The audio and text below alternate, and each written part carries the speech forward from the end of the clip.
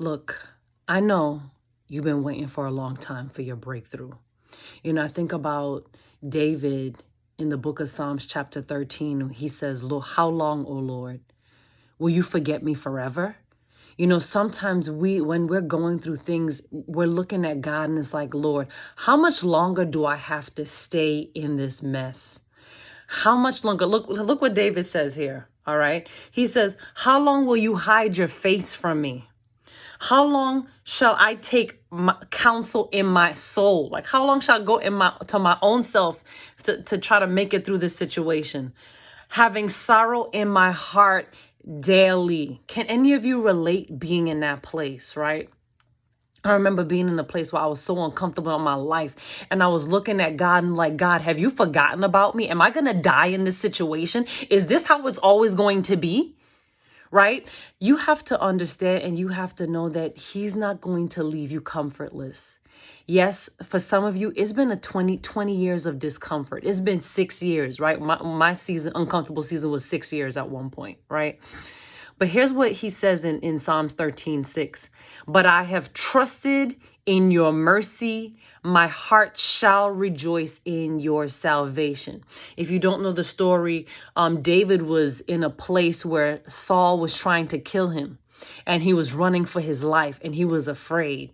And he's like, this again? I got to deal with this same enemy again, right? For sometimes we feel as if we're going around the same mountain over and over and over again with no end. Still can't get a job that pays you enough to meet all your bills. Always living in a state of lack, always getting another doctor's report that something is wrong in your body, constantly getting that report. How long, God, am I going to stay in this mess, right?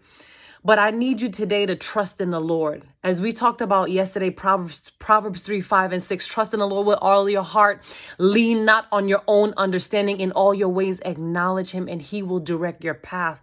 But today, Psalms 13 says, 13:5 says, but I have trusted in your mercy. My heart shall rejoice in your salvation, but I will sing to the Lord because he has dealt bountifully with me. And I think about the story in 1 Samuel, right? In 1 Samuel, there was a situation where Elkanah's wife, Hannah, was barren. So he had two wives. The first wife was popping out all these babies. The second wife was barren. And so she went before the Lord and she prayed. And in 1 Samuel chapter 1, verse 20, she said, the Lord remembered me. She says, in the process, and then in the process of time, Hannah conceived and bore a son. And so I need you to understand that you are in the process of your time, right? That God has not forgotten about you. And I know, just like David, you're asking God, how long? Will you forget me forever? Am I going to is this just the way it's going to be? Do I have to accept that this is going to be my norm? I want to shake you today and say, don't accept this. This is not going to be your norm.